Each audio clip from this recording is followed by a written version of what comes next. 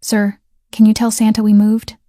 The 4-year-old boy asked the most powerful mafia boss in New York on Christmas night. Snow fell in bitter silence, blanketing the Brooklyn sidewalks like a mute curtain pulled over the city. Christmas lights blinked from every window and lamppost. But the joy they promised felt far away, like a song drifting from another room. Scarlett Morgan, 27 years old, gripped her son's small hand as they stepped onto the frozen sidewalk. Her thin coat could not stop the December wind, and her breath escaped in pale clouds. Auburn brown hair was tied low beneath an old knit hat, with a few loose strands clinging to her cheeks, wet with melting snow. Her green eyes were rimmed red from exhaustion and sleepless nights. On her shoulder hung an old backpack holding all of Noah's clothes and a few personal things. That was everything they had. Behind them, the door to the 4th-floor apartment slammed shut, evicted. The landlord had waited until the sun went down, waited until Christmas music from the building next door drowned out the sound of a suitcase clattering down the stairs. For the past 2 years, she had worked the night shift at the Velvet Room, smiling at drunken customers through aching legs and worn-out joints, trying to scrape together enough money to keep a roof over their heads. But tips from a bar waitress did not stretch through winter, not when most of it went into inhalers, medication, and $47,000 in hospital bills for Noah's asthma. She had tried. God, she had tried with everything she had. But now, on the coldest night in December, she was out of time. Noah stopped walking. He hugged his old, worn teddy bear named Mr. Buttons tight against his chest, and looked up at his mother with wide eyes, whispering, "Mom, if we move tonight, will Santa still be able to find me?" Scarlett's heart cracked like ice beneath a boot. She lifted Noah's small face, searching the wide eyes that waited for an answer. "Santa always finds good hearts, remember?" she said. Noah thought for a moment, then smiled, his first smile in this long, freezing night. "I hope he gives you a bag of happiness, Mom." Danically, Scarlett let out a soft laugh. A single tear slid down her cheek, but she wiped it away before her son could see. She pulled Noah into her arms, and in that moment, the past came rushing back like old film reels that could never be erased. 5 years earlier, Scarlett was 22, a senior nursing student at a university in Manhattan. The future lay open in front of her like a wide road, full of promise and hope. She was a strong student, well-liked by her professors, and she dreamed of the day she would slip into a white coat, caring for the patients who needed her. Then Ryan appeared. He was tall, charming, with a smile that could melt any heart. He promised her a beautiful life, a warm little home, children who would run through a backyard. Scarlett believed him. She believed every sweet word he whispered against her ear at night. When the test showed 2 red lines, Scarlett cried with happiness. She ran to Ryan, already imagining his face lighting up when he heard the news. But what she received was not a smile. It was silence, thick enough to choke on. Ryan looked at her like a burden that had just landed on his shoulders. "I'm not ready," he said, his voice cold as stone. And then he disappeared. No explanation, no phone call, no message. Just Scarlett, her belly growing by the day, and a heart shattered beyond repair. She had no one to lean on. Her parents had died in a car accident when she was 18, just starting college. They had been on their way to her orientation when a truck lost control and slammed straight into them. Scarlett got the call from the hospital while she was unpacking in her dorm room. She ran there, but she only arrived in time to see 2 white sheets pulled over them. From that day on, she was alone. Alone with grief. Alone through nights. She cried until she had nothing left. Alone as she forced herself to stand up and keep walking. And now, alone as she faced motherhood. Noah was born on an autumn night, small and fragile as a leaf, newly fallen from a branch. Scarlett looked at him, tears spilling. But this time they were tears of joy.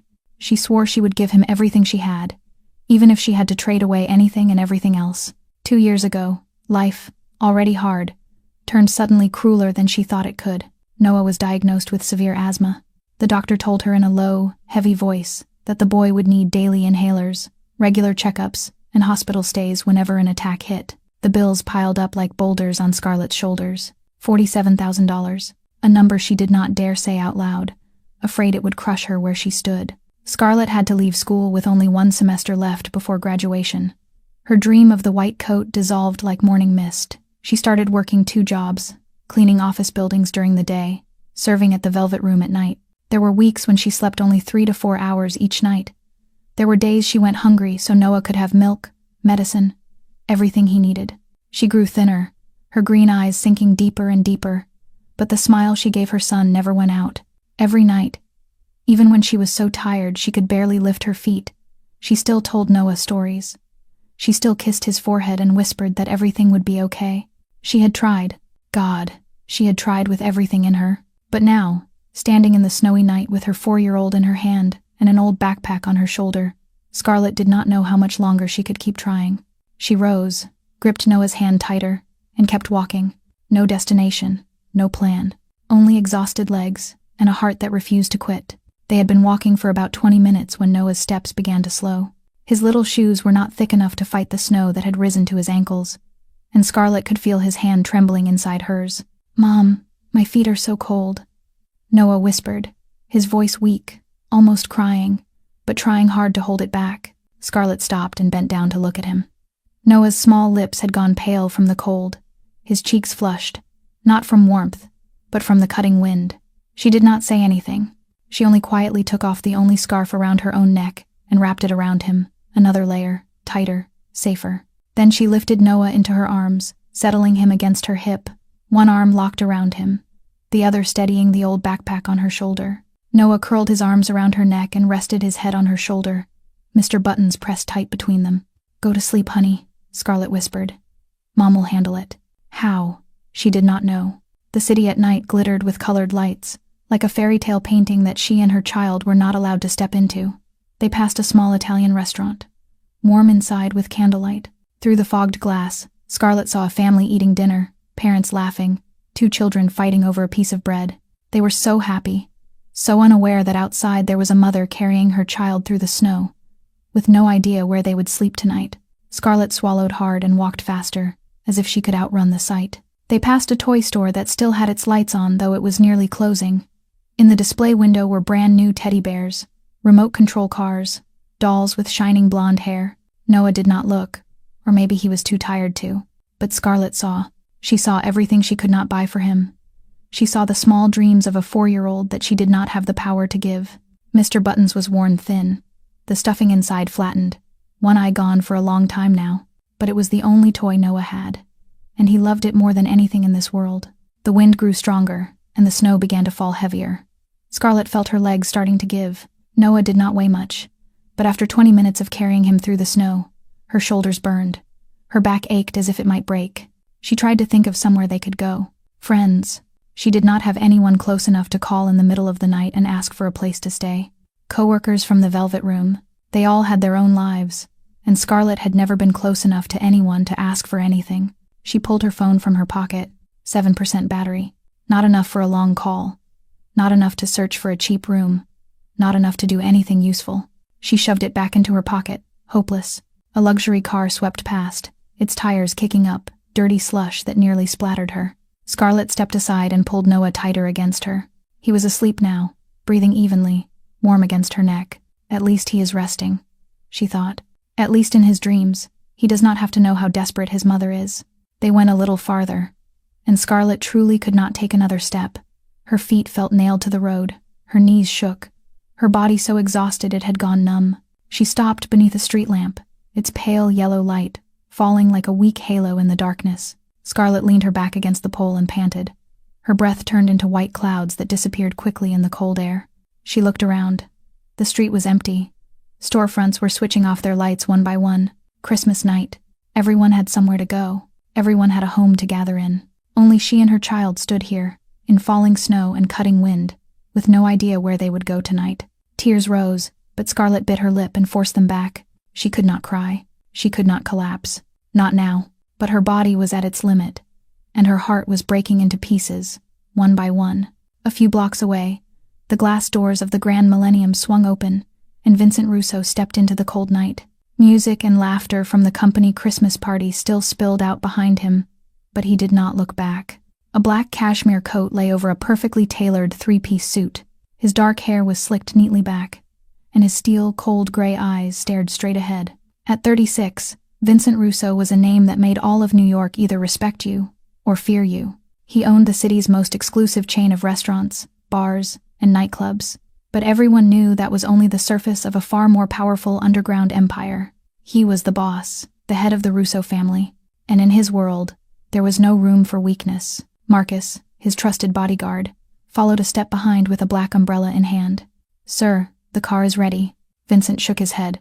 "I want to walk. Send the car ahead." Marcus hesitated for a second, but he did not dare argue. He nodded, then disappeared into the sleek black Maybach waiting at the curb. Vincent began to walk, alone, through the falling snow. He did not need an umbrella. He did not need a heavier coat. The cold outside was nothing compared to the emptiness gnawing at him from the inside.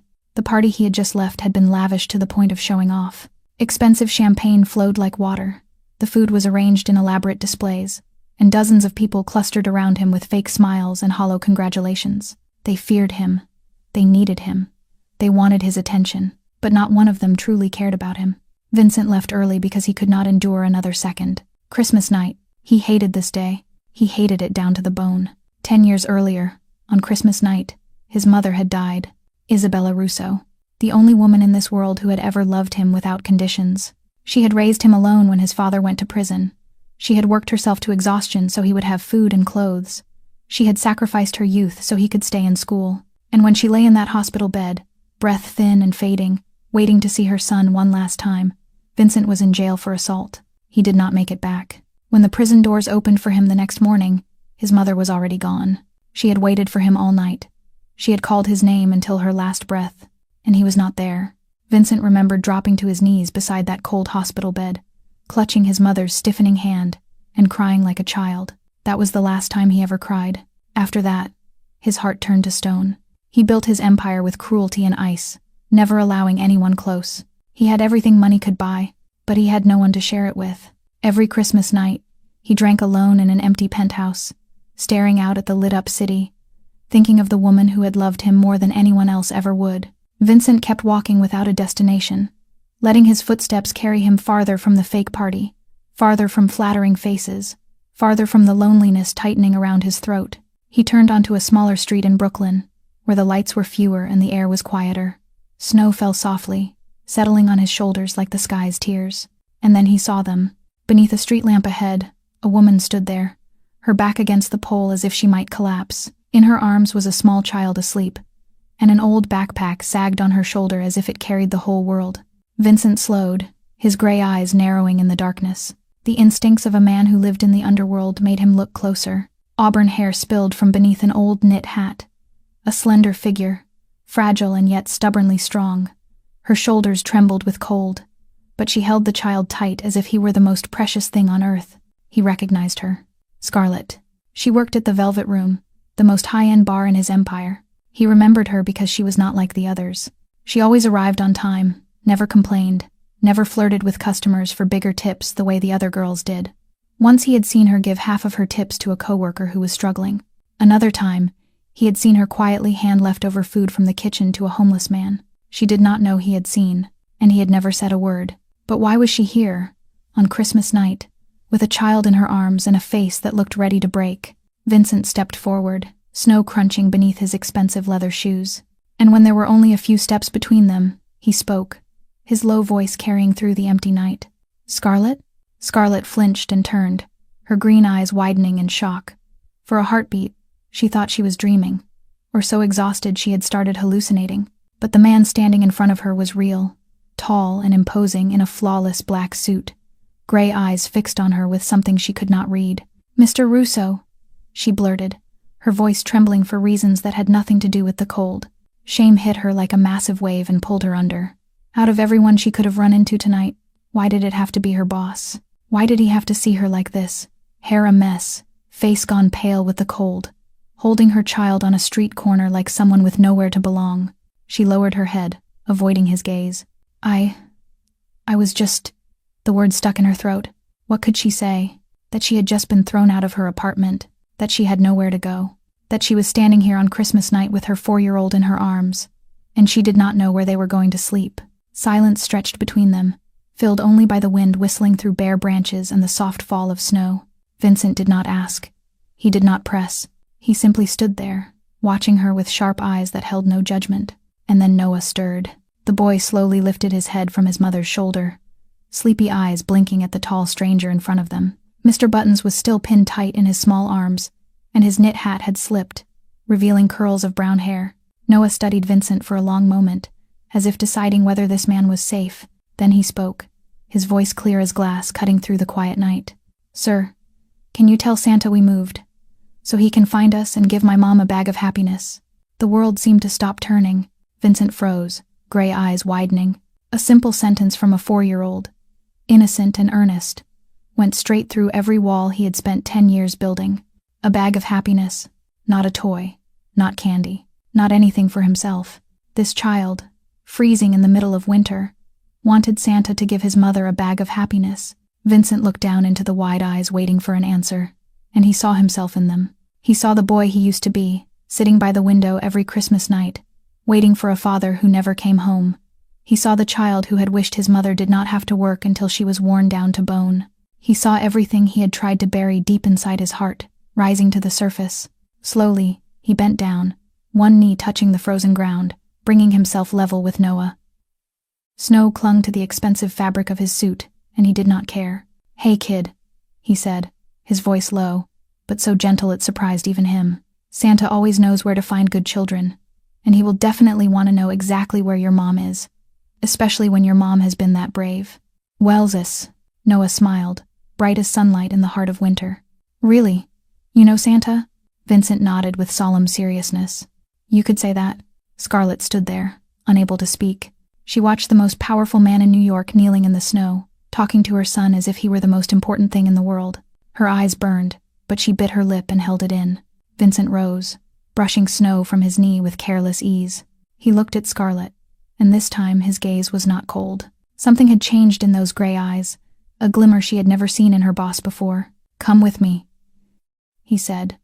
Not a command, but not an offer either. "Let me get you and the boy something warm." Scarlett shook her head on instinct. "Mr. Russo, I cannot. I do not want to trouble you." "You are not troubling me," Vincent cut in, his voice firm. "Tonight is Christmas night.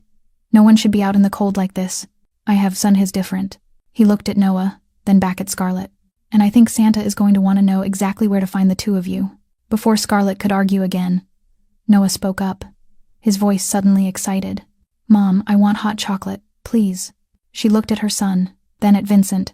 Pride in her wanted to refuse, wanted to prove she could handle it on her own. But Noah's eyes were bright for the first time tonight, and she had no right to steal that small joy from him. In the end, she nodded. The cafe sat at the end of a narrow street, warm yellow light spilling through the windows like an invitation in the cruel winter night. Vincent pushed the door open and stepped inside, holding it for Scarlett and Noah as they followed behind him. Heat rushed out to meet them, wrapping around them like a gentle embrace. The place was small and quiet, with only a few customers scattered here and there, each one lost in their own world. The air carried the soft scent of roasted coffee and cinnamon, mingling with the slow, familiar melody of a classic Christmas song drifting from an old speaker on the shelf. Vincent guided them toward a hidden corner in the back, where a small table sat beside the window. He pulled out a chair for Scarlett and Noah, then took the seat across from them. The gesture was so natural Scarlett did not even have time to refuse. She settled Noah into the chair beside her. He still clutched Mr. Buttons tight, round eyes studying everything with quiet curiosity. A server approached, and Vincent ordered without touching the menu. 1 hot chocolate with whipped cream, 1 black coffee, and 1 hot coffee with milk. He glanced at Scarlett, then added, "and a plate of ginger cookies." A few minutes later, the hot chocolate was set in front of Noah. The boy's eyes lit up like 2 tiny stars. Whipped cream swirled on top, and the sweet smell of chocolate rose in tempting waves. Noah looked at his mother for permission, and when Scarlett nodded, he lifted the cup carefully and took a small sip. A smear of cream stuck to his nose, but he did not care. He only smiled, pure and happy. It was the first smile Scarlett had seen from her son tonight that was not forced. Scarlett wrapped both hands around her hot coffee with milk, letting the warmth seep into fingers that had gone numb. Her hands trembled, not only from the cold, but from exhaustion, from tension, from everything this night had done to her. She tried to hold it together. She did not want to look weak in front of her boss, but her body had reached its limit. Across from her, Vincent sat with his black coffee in his hands, yet he did not drink. He watched her, his gray eyes calm and steady, like a lake with no ripples. He did not ask. He did not ask why she had been standing outside on Christmas night. He did not ask why everything she owned hung from her shoulder in an old backpack. He did not ask why her eyes were red, why her shoulders shook. He only sat there and waited in silence, giving her space to breathe, to settle, to decide whether she wanted to speak. And that silence was not heavy. It was not uncomfortable. It felt like a thin blanket, warm enough to protect her, but not so thick it made her feel trapped. Scarlett took a small sip of coffee. The sweet warmth slid down her throat, and she felt herself slowly thaw. Vincent watched her, and images rose in his mind. Things he had seen over time that she never knew. He remembered the first time he truly noticed her, about 6 months ago. He had come to the Velvet Room to check on the business like he often did, and among the noise and chaos of the staff, she stood there quietly wiping tables long after her shift had ended. She did not complain. She did not check the time. She did what needed to be done, then left without a word. He remembered another night, when she split her tips in half and gave them to a new girl crying in the kitchen because she could not afford her rent. Scarlett did not say much. She simply pressed the money into the girl's hand and whispered, "It'll be okay," then walked away as if it were the most normal thing in the world. He remembered the time she slipped out the back door with a box of leftovers and handed it to a homeless man who often sat on the corner. She did it when she thought no one was watching, and she never told anyone. Vincent knew it all. He always watched. He always remembered. That was how he survived in this world.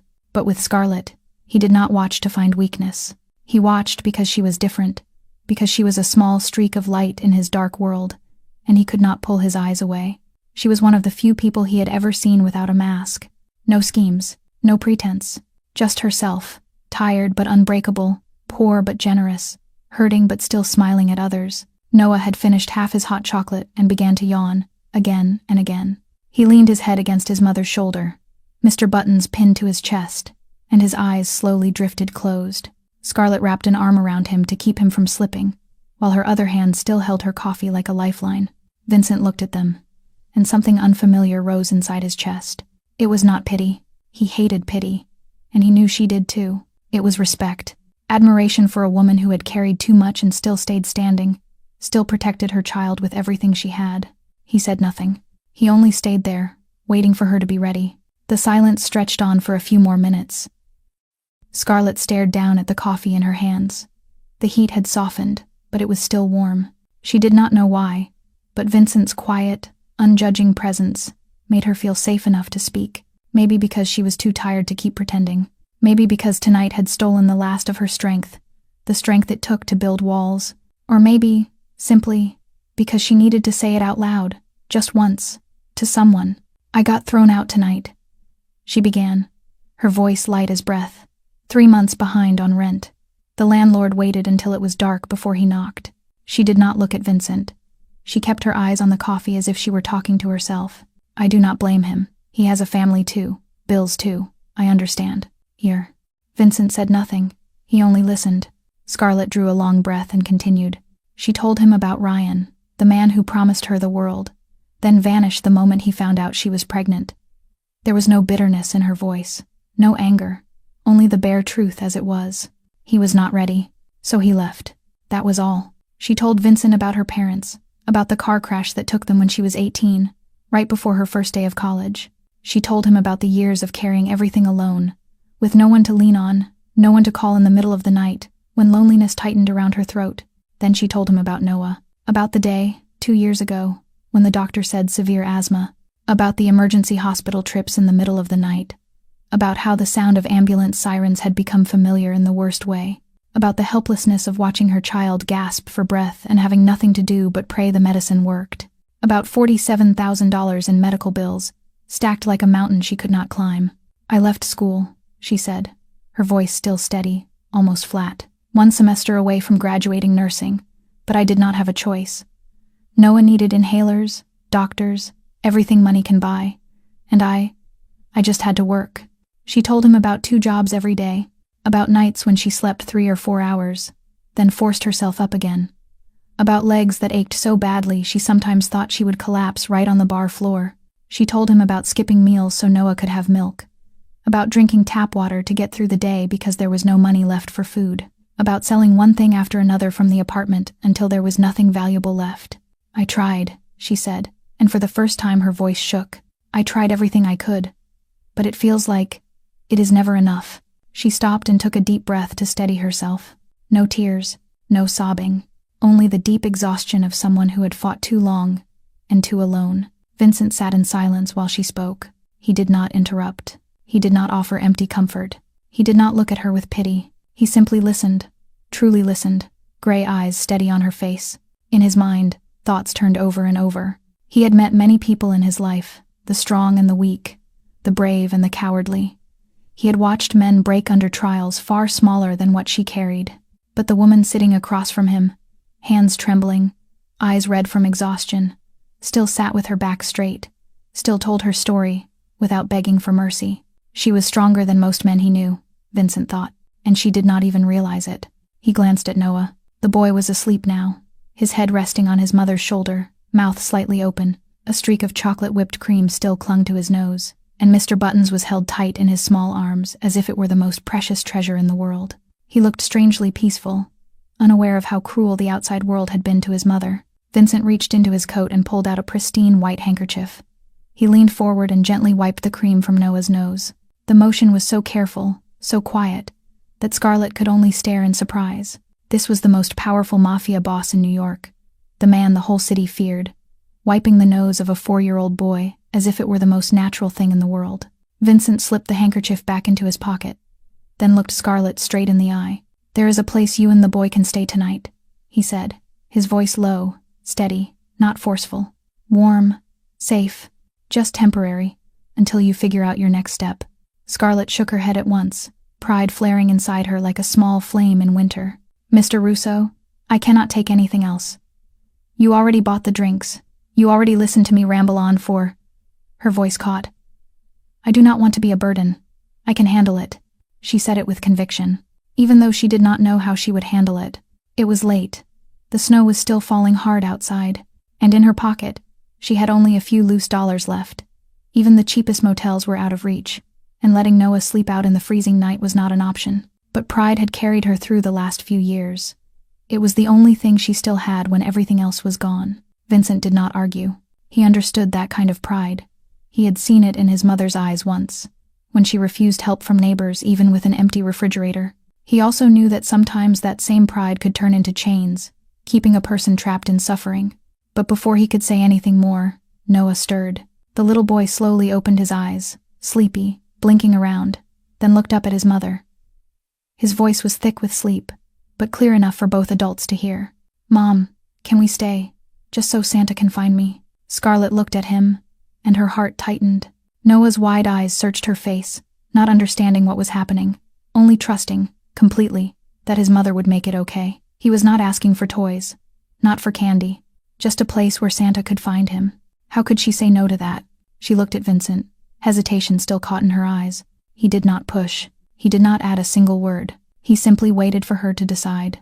And it was that respect, that patient, non-demanding quiet, that finally made her nod. "Okay," she whispered. "Just tonight." Vincent rose, left a few bills on the table, and guided them out into the night. A black Maybach was already waiting at the curb. Marcus stood by the door, expressionless. He opened it for them without asking a single question, as if he was used to his boss doing the unexpected. They drove for about 15 minutes through Brooklyn's quiet streets. Scarlett sat in silence, Noah in her arms, staring out the window without really seeing anything. She was too tired to think, too exhausted to worry. She only wanted rest, even if it was only for a few hours. The car stopped in front of an older building, carefully maintained. Not a luxury hotel, not a gleaming penthouse the way she had feared, just a normal apartment building in a quiet residential neighborhood. Vincent led them up to the 3rd floor and unlocked the door to a small apartment. Inside it was warm and clean, furnished simply but fully. A small living room, a tidy kitchen, 2 bedrooms. A heater in the corner hummed softly, sending out a gentle, steady warmth. "This apartment belongs to a associate," Vincent explained, his tone calm. "He is overseas for a few months. It is empty. Leaving it unused would be a waste." Scarlett looked around, unsure what to say. The place was simple, but warm. Nothing like what she had imagined when she thought of a mafia boss's life. No excess, no display, only safety and heat in the middle of a brutal winter night. Noah had fallen asleep on her shoulder, breathing evenly, peaceful. Vincent stepped closer, and before Scarlett could react, he gently took the boy from her arms. The way he moved was careful, practiced, as if he had done this 1,000 times. He carried Noah into the smaller bedroom and laid him on a bed already made with crisp white sheets.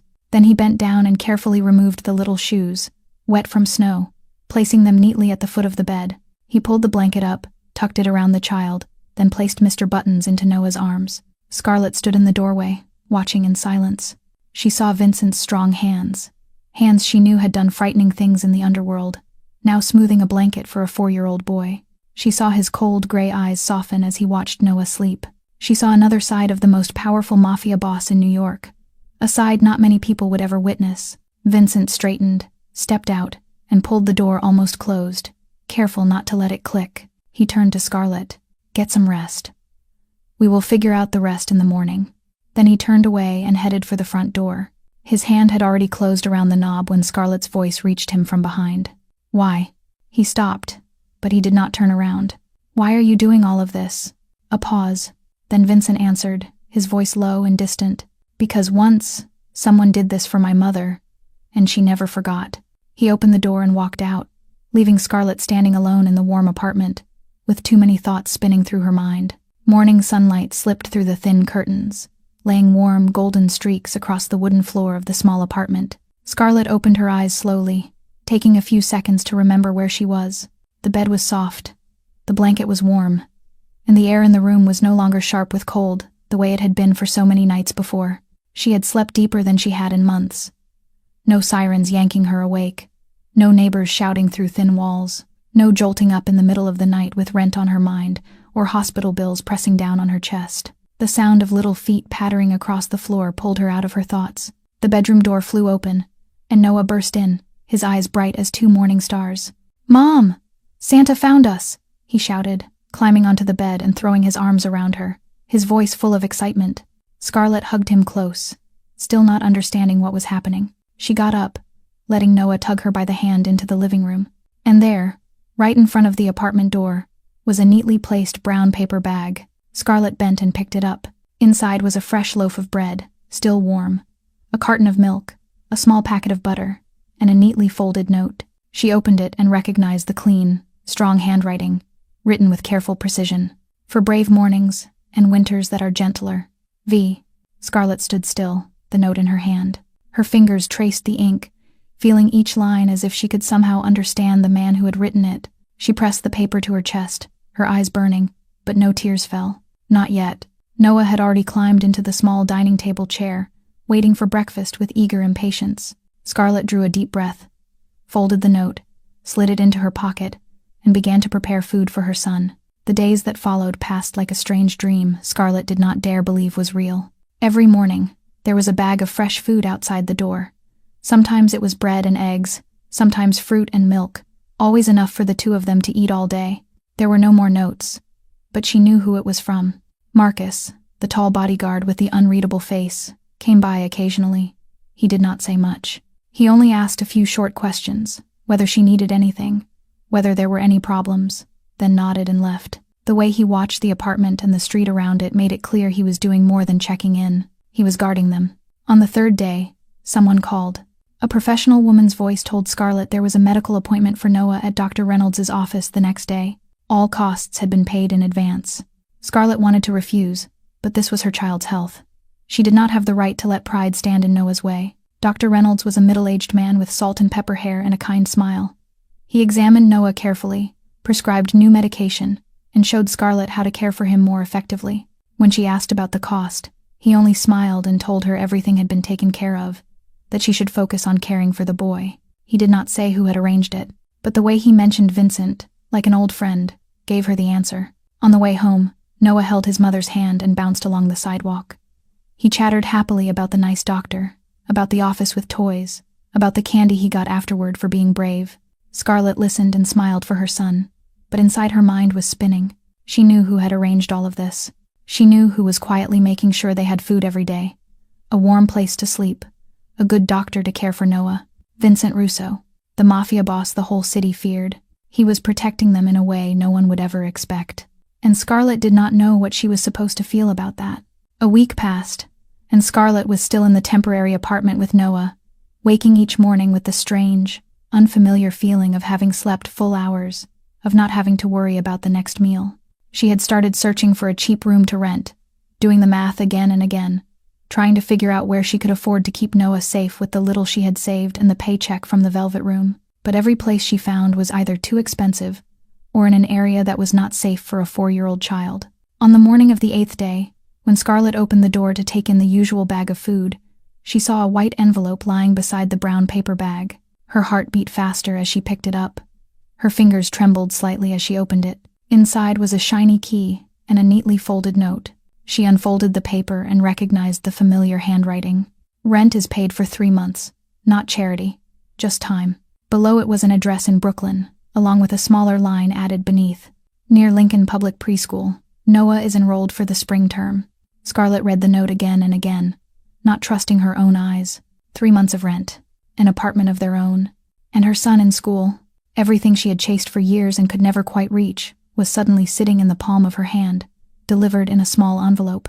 She stood there a long time, fighting with herself. Pride inside her screamed that she could not take more, that she already owed too much, that she did not want to become anyone's burden. But another part of her, the part worn thin after years of fighting alone, whispered that sometimes accepting help did not mean weakness. The sound of Noah's footsteps running toward her pulled her back. He saw the key in her hand, eyes wide.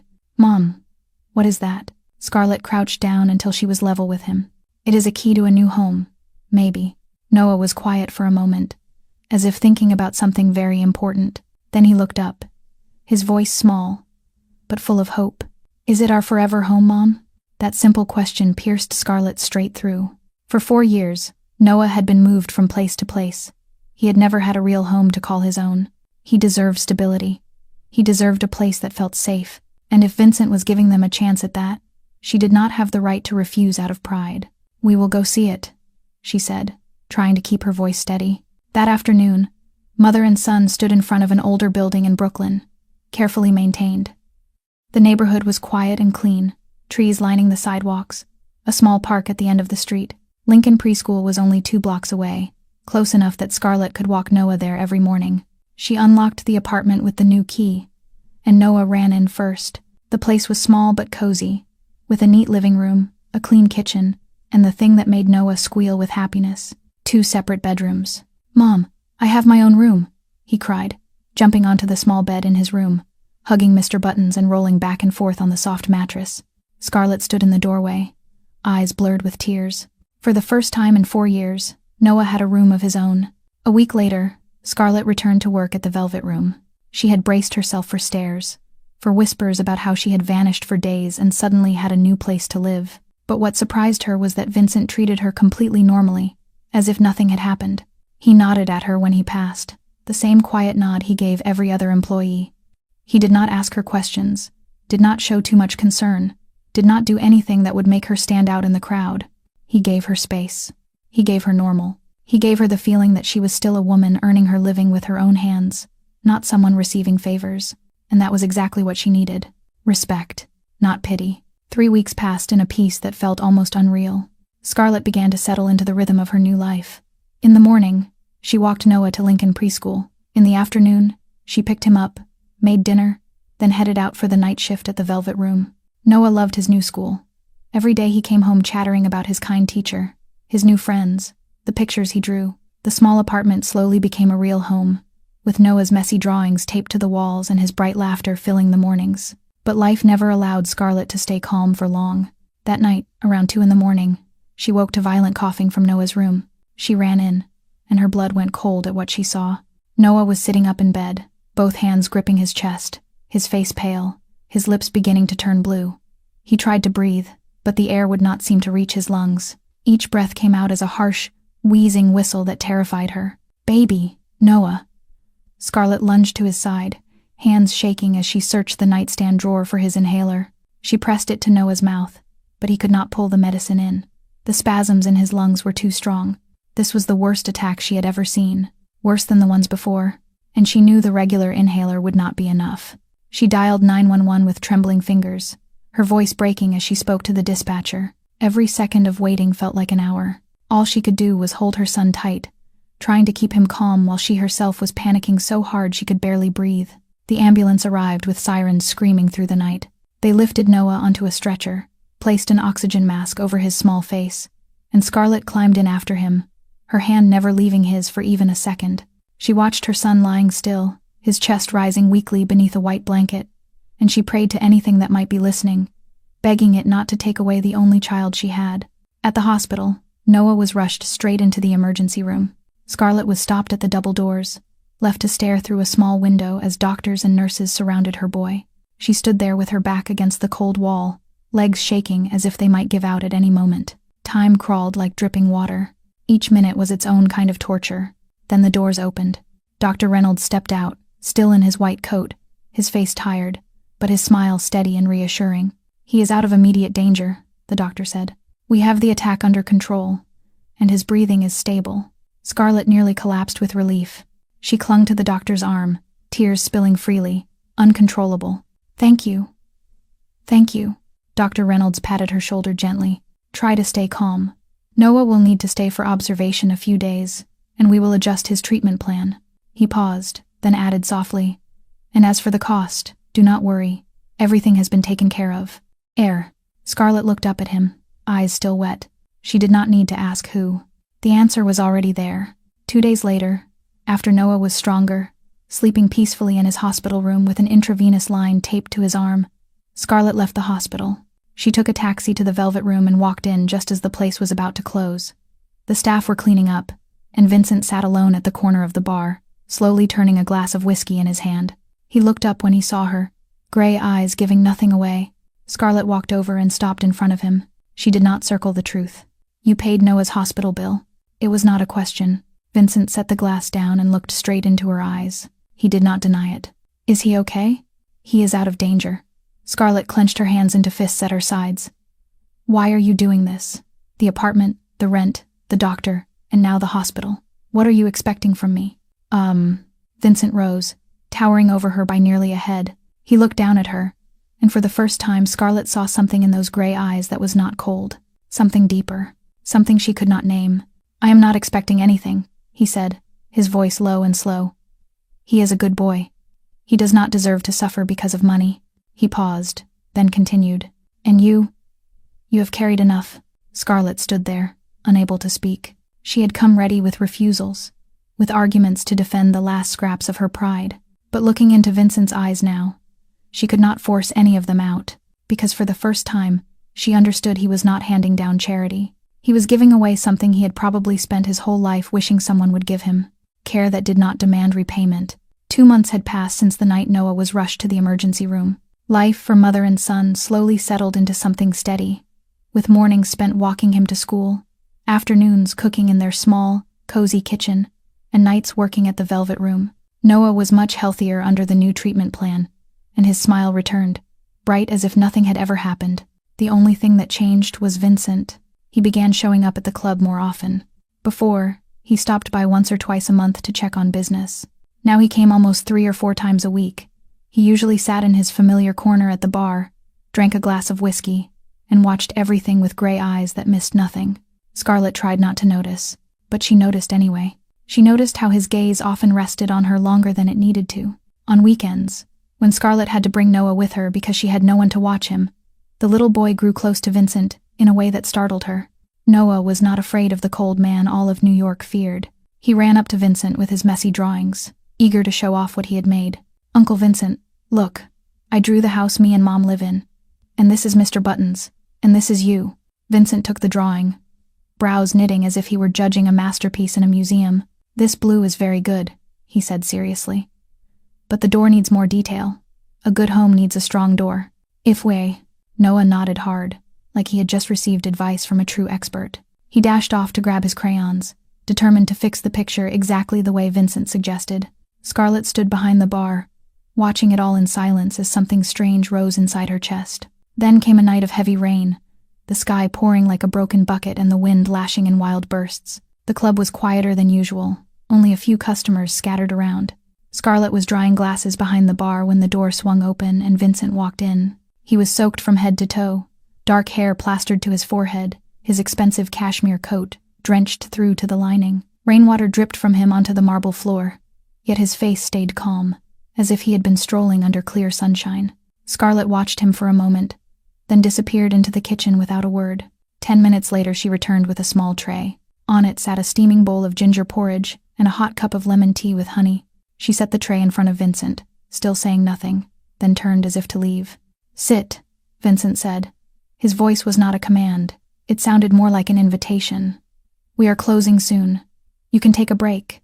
Scarlett hesitated for a second, then pulled out a chair and sat across from him. Vincent looked at the bowl, then at her.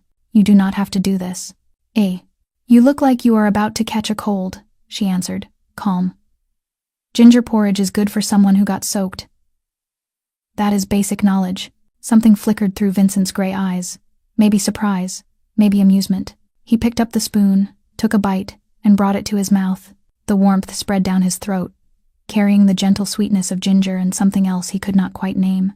"Good," he said simply. Scarlett did not respond. She only looked out through the glass where the rain still crashed down like a waterfall. The silence between them did not feel heavy anymore. It felt easier, as if they had grown used to the presence of each other. "Where did you learn to cook?" Vincent asked after a long while. "On my own," Scarlett said. "When my parents died, I had to handle everything. Cooking was one of those things." Vincent nodded. He did not offer empty condolences. He understood loss. He understood what it meant to stand up alone when no one was left beside you. They talked late into that night. About small things and about things that were not small at all. About work, about life, about the books Scarlett wanted to read if she ever had time. About the places Vincent had been, but never stayed long enough to actually feel. For the first time, they spoke like equals. Not boss and employee, not giver and receiver.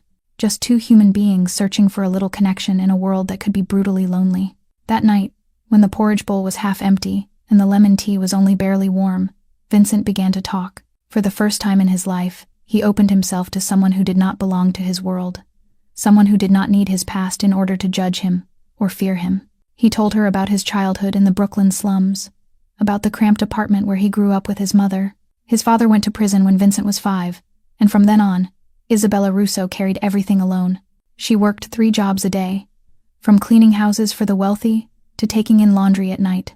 Her hands cracked from soap and cold water, but she never complained, not once. "My mother used to say," Vincent told her, his voice low and distant. "People could take everything from her, money, a home, her honor, but no one could take the love she had for her son. She said that was the only thing that truly belonged to her." Scarlett listened without interrupting. She watched Vincent's gray eyes soften when he spoke of his mother, a tenderness she had never seen in him before. "I grew up in hunger and violence," he continued. "The streets taught me how to survive, and I learned fast. At 16, I was working for men my mother prayed I would never meet. At 20, I went to prison the first time for beating a man who insulted her. Infacted." He paused, slowly turning the cup of tea that had gone cold in his hand. The cafe's yellow light threw shadows across his face, sharpening the angles of his features and the pain held behind his eyes. "My mother got sick while I was serving time. She did not tell me because she did not want me to worry. She still came to see me every week, smiling, telling me everything was fine." His voice trembled, and for the first time Scarlett heard a crack in that calm, controlled tone. "On Christmas night that year, she died. I got the news while I was sitting in my cell, staring through the bars at snow falling from the sky. They would not let me go. When I got out the next morning, she was already gone." Silence settled over them. Scarlett felt her eyes burn, but she did not cry. She only looked at Vincent, at the man sitting across from her, with old wounds slowly showing beneath the cold armor he wore. "After that, I built everything," Vincent said, steady again, but carrying a sorrow that ran deep. "I built an empire my mother never dared to dream of. I have money, power, everything people call success, but I never had anyone to share it with. Never." He looked straight into Scarlett's eyes. "Not until I found you and that boy under the streetlight in the snow." Scarlett did not know what to say. She only sat there, feeling her heart beat in strange new rhythms she thought she would never feel again after Ryan. After that night, everything between them changed in a way that was subtle, but unmistakable. Their eyes lingered on each other longer. Accidental touches when passing a glass of water felt like they carried meaning. Vincent still came to the club often, but now he did not only sit alone in his corner at the bar. He sat closer to where Scarlett worked, and sometimes they exchanged small smiles no one else noticed. Noah was the first to name what was growing between them. One afternoon, when Vincent came to pick up Scarlett and Noah after school to drive them home because the rain was coming down hard, Noah ran up and wrapped his arms around Vincent's leg, shouting, "Santa's helper is here." Scarlett almost dropped the umbrella in her hand. Vincent blinked, surprised, then bent down to look at Noah. "Why do you call me that?" "Because you helped Santa find me and Mom," Noah explained, as if it were the most obvious thing in the world. "You brought us a new home. You brought a good doctor. And you make Mom smile more. Santa is really busy, so he needs a helper like you." Vincent did not speak. He only stood there, staring at the child. And Scarlett, a few steps away, saw Vincent's gray eyes brighten in a way she had never seen. Not coldness, not sadness, but the pure happiness of a man who had just been handed something priceless. From then on, Noah called Vincent Santa's helper, and every time the boy said it, Scarlett felt her heart tremble a little more. She knew she was standing on the edge of something enormous, something she had sworn she would never let herself fall into again. But when she watched Vincent lift Noah onto his shoulder and hold the umbrella over both mother and son as they walked through the rain, she realized it might already be too late to turn back. It started with stolen looks and muffled giggles every time Scarlett walked by. She tried not to pay attention, telling herself she was imagining too much. But then the whispers grew clearer, loud enough that she could hear every word while she wiped tables in the shadowed corner of the club. "She's sleeping with the boss," Brittany's voice carried from behind the bar, loud enough for the people around her to hear. "You don't see it? He comes in a few times a week just to watch her. And suddenly she's got a new apartment, her kids in a good school, the hospital bills are paid. You think that's a coincidence?" Another girl gave a sharp, mean little laugh. "Single mom with a tragic backstory. Classic. She knows how to play people. Gotta admit, she's smart," Brittany went on, dripping with sarcasm. "Tears. And a little kid. Enough to wrap a mafia boss around her pinky. Wish I had a kid I could use too."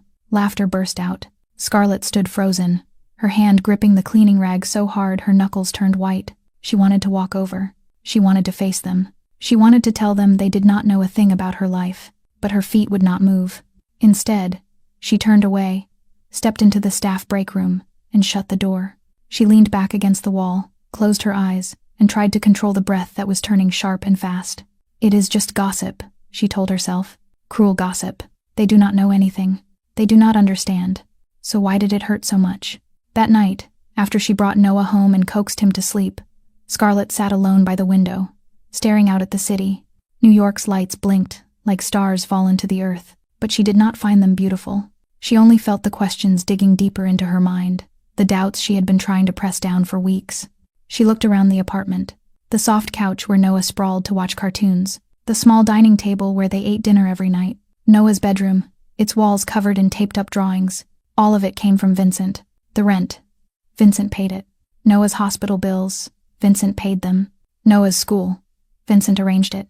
Noah's doctor. Vincent connected her to him.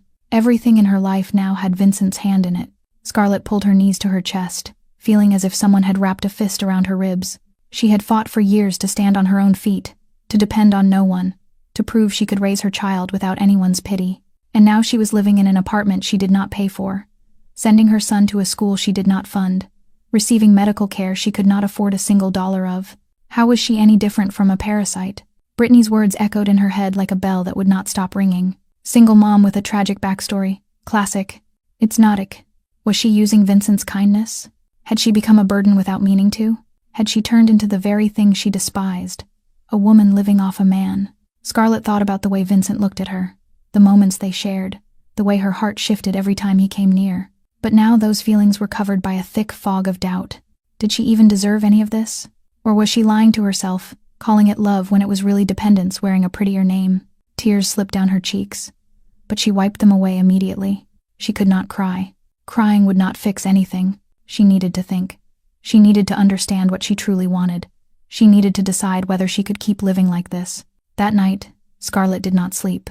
She lay staring at the ceiling until dawn seeped through the curtains. And inside her mind, one decision slowly took shape. She needed distance. She needed time to understand herself.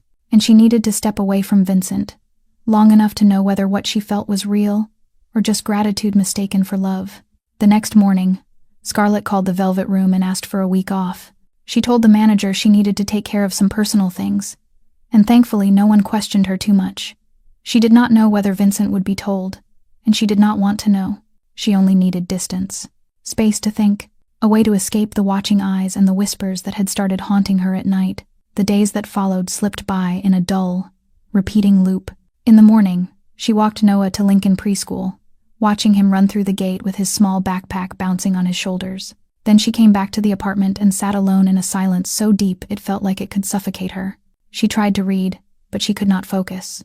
She tried to watch movies, but her mind kept drifting away. She looked around the apartment, and every corner reminded her of Vincent, of what he had done for her and Noah, of the doubts gnawing at her from the inside. In the afternoon, she picked Noah up, cooked dinner, bathed him, told him stories, and rocked him to sleep. Those moments with Noah were the only times she felt peaceful, when his clear laughter drowned out the chaos in her head. But when night fell and Noah was asleep, the loneliness came crashing back, along with questions that had no answers. Marcus did not stop by the way he usually did. There were no bags of food outside the door each morning. Scarlett did not know if Vincent knew she was avoiding him and was respecting her choice, or if he had simply given up. Both possibilities left her feeling empty, in different ways. On the fourth night, after she had finally gotten Noah to sleep and was sitting by the window with a warm cup of tea, she heard a knock at the door. Her heart began to race. She knew who it was before she ever looked through the peephole. Vincent stood there in his familiar black suit, hair slicked neatly back, but there was something different in his gray eyes, a tiredness she had never seen before, and something that looked like worry. He held a white envelope in his hand. Scarlett opened the door, not knowing what to say. They faced each other in silence for a moment, until Vincent spoke first. "I heard you took leave," he said, his voice low and gentle. "I thought maybe this would help you see what I see." He held the envelope out toward her. Scarlett stared at it, then at him. She wanted to refuse, wanted to say she did not need anything more from him. But Vincent's eyes held a sincerity so raw she could not force the words out. Finally, she stepped back and opened the door wider. "Come in." Vincent entered the apartment and stopped in the middle of the living room without sitting. He looked around, taking in Noah's drawings taped to the wall, Mr. Buttons lying on the sofa, the small home he had arranged for them.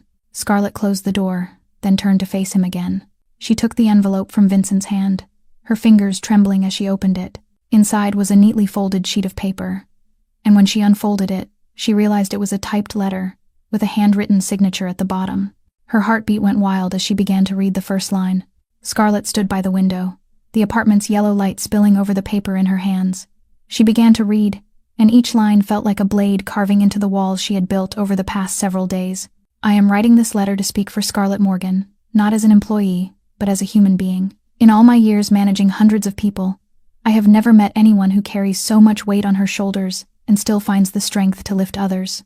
She works double shifts and still smiles. She has nothing, yet she gives everything. She is not here because of pity. She is not here because she begged for help. She is here because this world needs more people like her. I did not help her because I felt sorry for her. I stayed because I chose to, not to rescue her, but to stand beside her. She is the strongest person I have ever known." Scarlett read the last part again and again, the lines beginning to blur in front of her eyes. She did not realize she was crying until the first tear fell onto the page, soaking into the black ink. She pressed the letter to her chest, trying to swallow the sob rising in her throat. All week, she had asked herself if she was using Vincent's kindness, if she was becoming a burden, if what he did for her was only pity wearing a disguise. Brittany's cruel gossip had planted seeds of doubt in her mind, and she had let them take root, spreading, choking out every real feeling she had for Vincent. But now, with this letter in her hands, she understood she had been wrong. Vincent did not look at her like someone weak who needed saving. He looked at her like a fighter, a woman who had lived through storms and stayed standing. Someone he admired, not someone he pitied. He did not give because she needed. He gave because he wanted to stand beside her. Vincent remained there, silent, watching as she read. When Scarlett lifted her eyes to him, her green gaze bright with tears, he stepped closer. "I know what you have been thinking," he said, low and gentle. "I know you think you owe me, that you are depending on me, that you are becoming the thing you hate. But you are wrong, Scarlett." He paused, lifted a hand, and his fingers brushed her cheek, wiping away a tear as it fell. "I am not a good man," he went on, his voice lower now, almost a whisper. "I have done things you do not want to know. I have lived in the dark so long I forgot what light looks like. But when I am with you, with Noah, I remember who I am. I remember who I want to be." Scarlett looked at him, into gray eyes that were no longer cold. She saw honesty there, woundedness, and a longing to belong that she understood too well, because she felt it too. that same hunger to belong to someone, to not be alone in her fight. "I do not need you to save me, Vincent," she whispered, her voice shaking. "I know," he said. "And that is exactly why I want to be with you. Not because you need me, because I need you. You and Noah have given me what all the money and power in this world cannot buy. A reason to wake up every morning without feeling empty."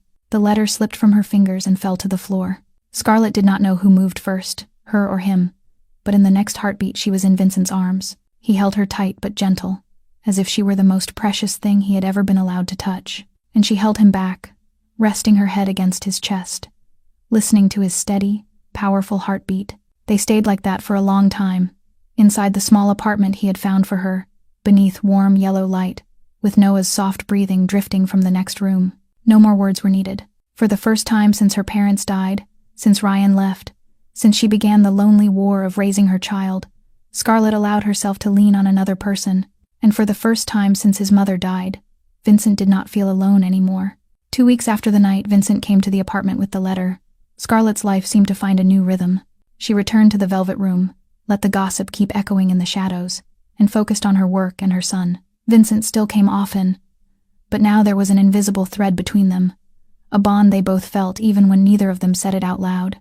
Then one afternoon, when Scarlett had just picked Noah up from school and was unlocking the apartment door, she stopped cold.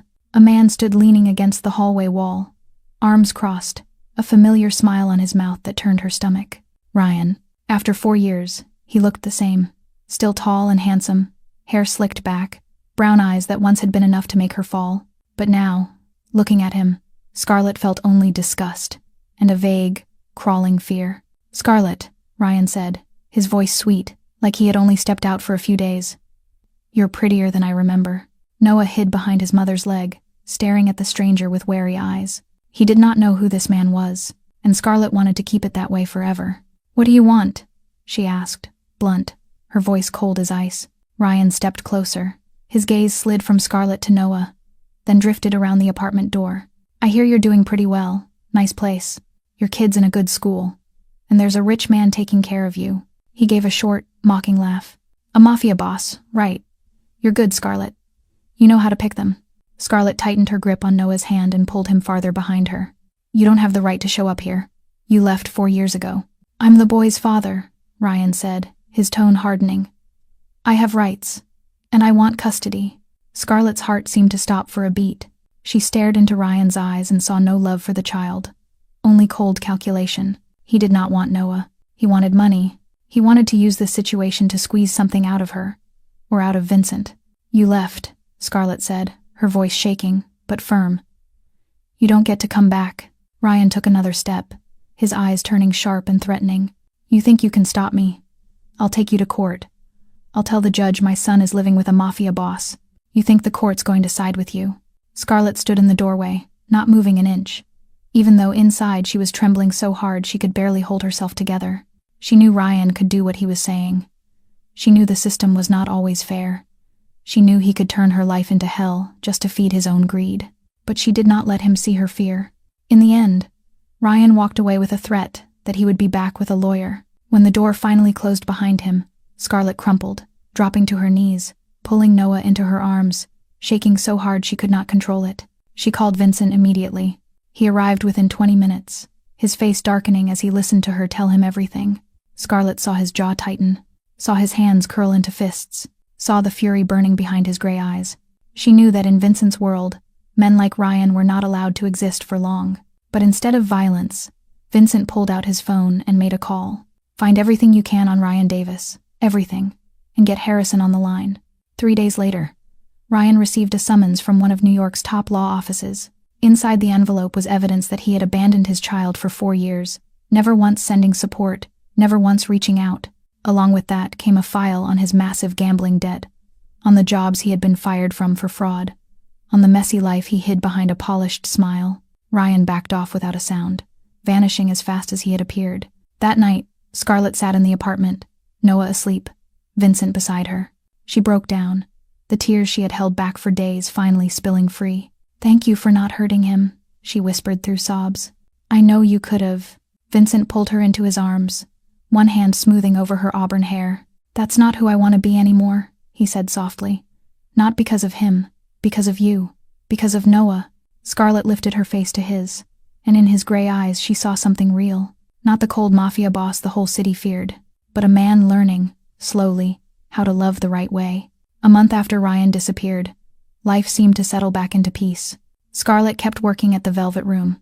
Noah went to school every day with a light step and an easy smile. And Vincent had become something inseparable in the life of mother and son. But Vincent's world was never truly peaceful. And Scarlett was about to face that truth. It started one evening when Vincent came to the apartment with a strain on his face Scarlett had never seen before. He did not sit down. He did not talk the way he usually did. He only looked at her with gray eyes filled with worry and said, short and sharp, "You and Noah need to come with me. Right now." Scarlett wanted to ask why, wanted to understand what was happening. But Vincent's expression told her this was not the moment for questions. She woke Noah quickly, pulled a warm coat onto him, and followed Vincent outside. In the hallway and out on the street, Vincent's real world was waiting for her. 2 black armored SUVs were already at the curb, engines running steady. Marcus stood by the first one, and around him were 4 or 5 men in black suits, faces cold as ice. Beneath their coats, Scarlett caught flashes of weapons tucked neatly out of sight. This was Vincent Russo's real world. Not romantic dinners, not late-night coffee, not soft conversations in quiet corners, but guns, armored vehicles, and men ready to kill and ready to die for their boss. They got into the cars without a word. Noah sat in Scarlett's lap, still half asleep, not understanding what was happening. Vincent sat across from them, phone pressed to his ear, issuing orders in a cold voice she had never heard from him before. Find where they are, secure every route, don't let anyone get close. When the call ended, Vincent looked at Scarlett. In his eyes was exhaustion, and something that looked almost like shame. "One of my rivals," he explained, voice low. "They found my weakness. They threatened to hurt you and Noah to force my hand." Scarlett felt the blood in her body turn to ice. She looked down at Noah curled against her, and a raw, primal fear rose in her chest. Her son, a 4-year-old innocent child, being threatened by people she did not even know, only because she had loved the wrong man. Or more truthfully, because she had loved the right man in the wrong circumstances. "I'm taking you somewhere safe," Vincent continued. "And when this is over, if you want to leave, I'll understand. I won't stop you." He stared out the window, avoiding her eyes. "This is my life, Scarlett. This is the world I live in, and I don't have the right to drag you and Noah into it." The SUVs stopped in front of a mansion on the outskirts of the city, surrounded by a tall fence and security cameras. They were escorted inside, where more men in black suits stood guard. Scarlett settled Noah into a bed in a secure room, tucked the blanket around him, then walked back into the living room where Vincent stood alone by the window. "I'm not leaving," she said, her voice so firm it surprised even her. Vincent turned to her, his eyes widening.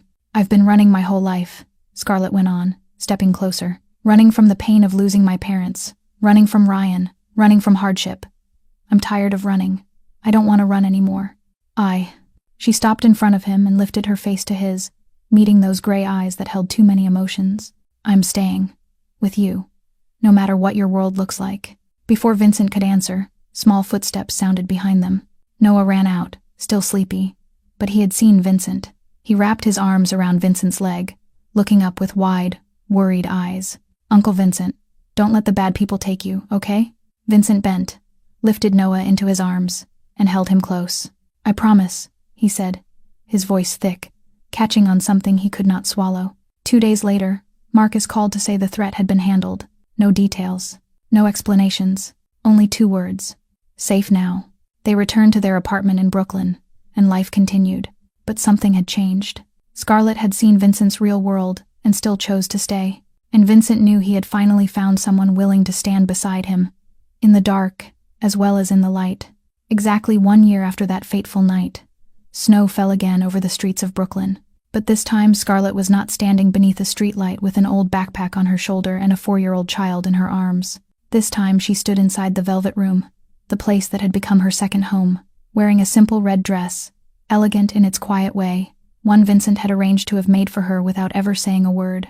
Tonight the bar was not open to regular customers. Vincent had closed it for a private Christmas party for the staff, close friends, and the people he truly cared about. It was the first time in 10 years he had hosted a real Christmas gathering, not a lavish display meant to impress business partners, but a warm night of togetherness with the people he considered family. The Velvet Room was decorated so beautifully Scarlett almost did not recognize the place where she worked night after night. Soft yellow lights wrapped around the wooden columns. Fresh green wreaths hung on the walls, giving off a gentle pine scent, and a Christmas tree stood in the corner, nearly brushing the ceiling, sparkling with hundreds of crystal ornaments and a golden star at the top. At the bar, glasses of eggnog and hot chocolate were served instead of the usual whiskey and cocktails. Christmas music played softly from the speakers, blending with people's laughter into the warmest kind of symphony the place had ever known.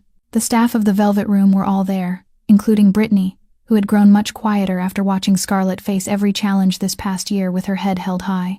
Marcus stood near the front entrance as always, but there was a rare, small smile on his face as he watched his boss. Dr. Reynolds arrived with his wife, chatting easily with other guests. And there were many more faces Scarlett had come to know over the year, people who had become part of Vincent's circle. And now, somehow, part of her life too.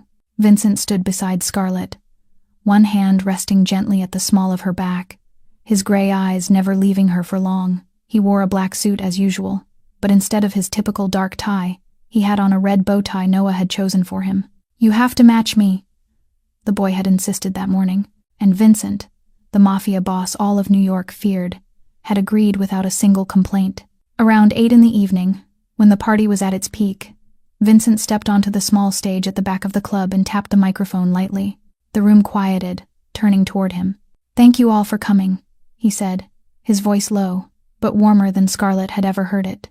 "A year ago, on Christmas night, I was a lonely man at a lavish party I did not want to attend. I thought I had everything, but in truth, I had nothing." His gaze found Scarlett, and his gray eyes brightened. "Then I met a woman and a little boy under a streetlight, in falling snow, and they changed everything." People turned to look at Scarlett, but she did not feel shame the way she once might have. She smiled, eyes shining. "Tonight," Vincent continued, "I want to introduce something special. Noah, come up here." From behind, Noah ran onto the stage, wearing a crisp white shirt with a red bow tie at his throat, his small shoes polished until they shone. He was 5 now, taller, more confident than the trembling child Scarlett had held in the snow 1 year ago. Mr. Buttons did not follow him everywhere anymore, but Scarlett knew the bear still lay on his bed every night. A small piano had already been set on the stage. Vincent had hired a music teacher for Noah for the past 6 months, and this was the first time the boy would perform for a crowd. Noah sat on the piano bench, his feet swinging because they did not reach the floor. He looked down at the black and white keys, took a deep breath, and began to play. A simple melody filled the quiet space of the Velvet Room. Clear notes, sometimes stumbling just a little, but overflowing with honest feeling. Noah had composed this piece with the help of his teacher, and he had given it a name. "Santa, we found home." Scarlett lifted a hand to cover her mouth, tears rising faster than she could stop them. She looked at her son, the child who once asked if Santa would be able to find them in the cold snow, now sitting on a stage playing the piano with a radiant smile. The entire club held perfectly still. No one spoke. No one took a sip of their drink. Everyone listened as a 5-year-old told his story through music. When the final note rang out and faded into the air, there was a brief, stunned silence. Then applause exploded, rolling through the Velvet Room. People stood, cheering, many wiping tears from their faces. Noah rose and bowed, grinning, then ran off the stage toward his mother. Scarlett wrapped him in her arms, crying and laughing at the same time. "You did so well," she whispered into Noah's ear. "I am so proud of you." "I'm 7, tinnited." Noah looked up at her, eyes bright. "Mom, Santa really found us, didn't he?" The applause slowly died down, but the air inside the Velvet Room still trembled with emotion. Scarlett held Noah in her arms, happy tears still clinging to her lashes. She did not realize Vincent had come up beside them until he leaned down and whispered something into Noah's ear. The boy's eyes lit up, and he nodded eagerly, like he had just been given the most important secret mission of his life. Vincent placed a tiny red velvet box in Noah's hands, and Noah took it with both palms, careful, as if he were holding treasure. Then Vincent straightened and stepped in front of Scarlett. He did not kneel the way men do in romantic movies. He stood there, level with her, looking straight into her eyes with gray eyes that were no longer cold, but warmer than any fire. "1 year ago," he began, his voice low but clear enough for everyone in the room to hear. "I was a man who had everything and still had nothing. I had money, power, an empire, but I did not have a home, no one to return to, no one who would remember me when I was gone." He paused, glanced at Noah standing beside him with the velvet box clutched to his chest, then looked back at Scarlett. "Then I met you, and this boy, and my life changed forever." I was. The entire room went so quiet you could almost hear the soft fall of snow against the windows. I am not perfect, Vincent continued. I have done things I am not proud of. I lived in the dark for too long. But with you, with Noah, I want to be better. I want to wake up every morning and see you both there. I want to be part of something bigger than myself. He did not take the box from Noah.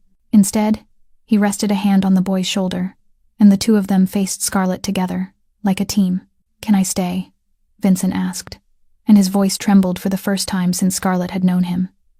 Not as your boss, not as your protector, but as your family. Before Scarlett could answer, Noah cut in, his voice bright and serious enough to make the whole room laugh. Only if you bring hot chocolate home every night. We're doing as Ganter. Vincent laughed, a real laugh, rare, the one Scarlett had learned to love. I promise, kid. Then both of them looked at Scarlett, waiting. She looked at Vincent, the man who had stepped into her life on its coldest night and never truly left. She looked at Noah, her son who had found the father he deserved, and she looked into her own heart, where the answer had been waiting for a long time. Yes, she said, her voice thick with tears but steady. Stay. At a 9. Noah squealed with joy and handed the velvet box to Vincent. Vincent opened it and lifted out a simple silver ring, elegant in its quiet craftsmanship. Inside the band was a small engraving Scarlett had to bring close to her eyes to read. Family is a choice. Vincent slid the ring onto her finger, and in that moment, applause rose again, thundering through the velvet room. But this time Scarlett heard nothing but her own heartbeat, keeping time with the man in front of her and the little boy hugging both their legs. After the party, the three of them stepped outside. Snow drifted down softly, settling on their shoulders like blessings from the sky. The streets were quiet, lit only by blinking Christmas lights and the crunch of their footsteps on the snow. Noah held his mother's hand on one side and Vincent's hand on the other, walking between them with a grin too bright to hide. They passed the streetlight where, 1 year earlier, Scarlett had stood exhausted with her child in her arms, not knowing where they would sleep that night. She stopped and looked up at it, then looked at Vincent. This is where everything began, she said softly. Vincent nodded. This is where I found what I did not even know I was searching for. Actions are. Noah looked up at his mother, round eyes full of curiosity. Mom, did Santa finally find us? Scarlett bent down to Noah's height. She looked at Noah, then at Vincent, standing beside them, and she smiled. He sent us someone even better than anything I ever dared to dream. And the three of them kept walking through the snowy night, hand in hand, like a real family. Not a family made by blood, a family built by choice, by love, by the moments they decided to stay, even when life was hard. Family is not always the people we were born with. Sometimes family is the people who choose to stay when everyone else has already left. Sometimes family is a stranger who stops under a streetlight on a snowy night and asks if you need help. Sometimes family is a 4-year-old boy asking a powerful stranger if he can tell Santa they moved. And sometimes, just sometimes, Santa really does listen and sends a miracle.